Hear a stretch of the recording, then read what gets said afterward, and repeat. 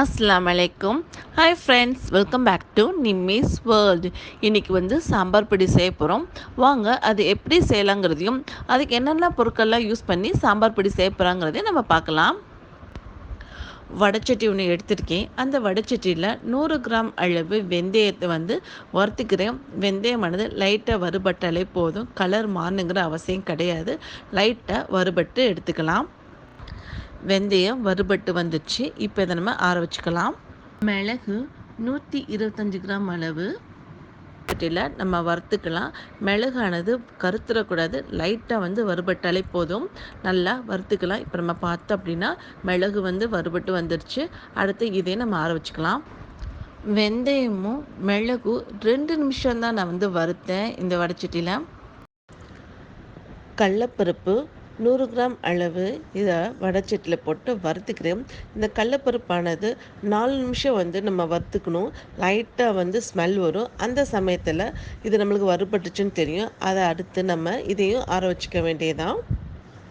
50 gram அளவு முள்ளுமல்லி, அதையும் 2 நிமிஷம் இந்த சூட்டில் நம்ம வறுத்துக்கலாம். வறுத்ததுக்கப்புறம் அதையும் ஆற வச்சுக்கலாம்.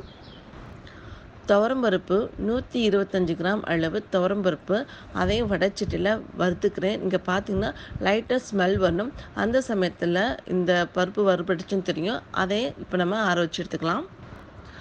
வெள்ளை உளுந்து 100 கிராம் அளவு வடைச்சட்டியில் சேர்த்து வறுத்துக்கலாம். இந்த உளுந்தானது 3 நிமிஷம் வறுபட்டாலே போதும், நம்ம வறுத்துக்கலாம். இப்போ பார்த்தோம் அப்படின்னா நல்லா வறுபட்டுருச்சு. இதே நம்ம ஆற வச்சுக்கலாம். சீரகம் 125 கிராம் அளவு வடைச்சட்டியில் சேர்த்து நம்ம வறுத்துக்கலாம். சீரகமானது 3 நிமிஷம் வறுபட்டாலே போதும், லைட்டாக ஸ்மெல் வரும். அந்த சமயத்தில் இது வறுபட்டுச்சுன்னு அர்த்தம். அடுத்து இதையும் நம்ம ஆற வச்சுக்கலாம். முள்ளுமல்லி 1/2 கிலோ இப்போ இந்த வடைச்சட்டியில் சேர்த்துருக்கேன். இதை கொஞ்சம் கொஞ்சமாக சேர்த்து நான் வறுத்துக்கிறேன். இந்த முள்ளுமல்லி ஆனது நீங்கள் பார்த்தீங்க அப்படின்னா லைட்டாக வறுபட்டாலே போதும், ஒரு லைட்டாக ஸ்மெல் வரும். அந்த சமயத்தை நம்ம பார்த்தோம் அப்படின்னா இது வறுபட்டுச்சுன்னு நம்மளுக்கு தெரிஞ்சுக்கலாம். இப்போ நம்ம பார்த்தோம் அப்படின்னா லைட்டாக ஸ்மெல் வர ஆரம்பிச்சிச்சு. இது நல்லா வறுபட்டுச்சு. இப்போ இதையும் நம்ம ஆற வச்சுக்கலாம். கருவேப்பிலை 1 கைப்பிடி அளவு வடைச்சட்டியில் சேர்த்து அதையும் நான் வறுத்துக்கிறேன். இந்த கருவேப்பிலை ஆனது நம்ம பார்த்தோம்னா லைட்டாக நம்மளுக்கு சுருங்கி வரும். அந்த சமயத்தில் கருவேப்பிலை வறுபட்டுச்சுன்னு அர்த்தம். அதையும் இப்போ நம்ம ஆற வச்சுக்கலாம். வரமிளகாய் 1/2 கிலோ வடைச்சட்டியில் கொஞ்சம் கொஞ்சமாக வறுத்துக்க போகிறேன். லைட்டாக சூடேறினால போதும் வரமிளகாய், அந்த அளவு நம்ம வறுத்துக்கலாம். இப்போ நம்ம பார்த்தோம் அப்படின்னா வரமிளகாய் பேட்சாக வறுத்தாச்சு.